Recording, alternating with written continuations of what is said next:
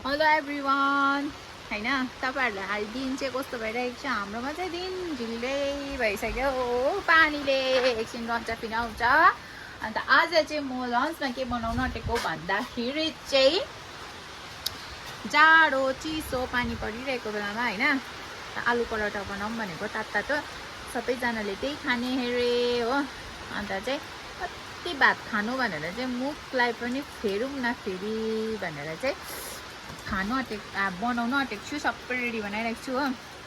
त्यो त अब तातै खायो भने बनाउँदै खायो भने मात्रै हो बनाइराखेको चिसो हुन्छ हो अन्त रेडी बनाइरहेको छु दिन चाहिँ यस्तो भयो साथी हो पानी परेर झर्को लाग्दो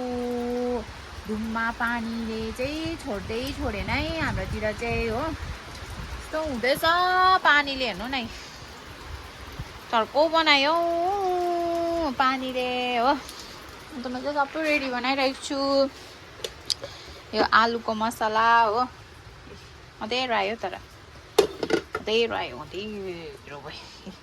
किनभने चाहिँ मैले यो सादा बनाएको हो मैले चाहिँ किनभने साउन्ड बारिरहेको छु नि त अन्त सादा मुसेको छु केही नहालिकन प्याजहरू अन्त यो चाहिँ मैले आँटा गुनेर राखिरहेको छु अहिले एकछिनमा तपाईहरुलाई देखाउँछु म बनाएको बाबा भिजेर आउँदैछ यहाँ बारीबाट हो पानी झरीमा चाहिँ केही गर्नु दिँदैन है साथी हो यसरी कामहरू पनि गर्नु पाउँदैन मैले बनाउनु पनि स्टार्ट गरेँ एउटा पाकिसक्यो हो अन्त यहाँ पाक्दैछ अब म बनाउनु रेडी हुँदै बनाउँदैछु हो मैले तीनटा चाहिँ बनाइसकेर पनि खानु बसेको है हामी चाहिँ हामी यहाँ खाँदैछ हो ए पापाले चाहिँ खाइसक्नु भयो योसँग चाहिँ मिठो हुन्छ टमेटो केचपसँग चाहिँ आलु पराठा सट्टी हो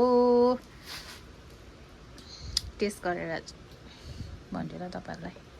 आफूले बनाएर आफूले नि टेस्ट गरेर चाहिँ कस्तो भएछ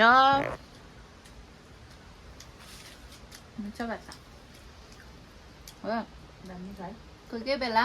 मुख फेर्नुपर्छ है साथी हो भात मात्रै खानु हुँदैन कुरो खानुपर्छ बाई बाई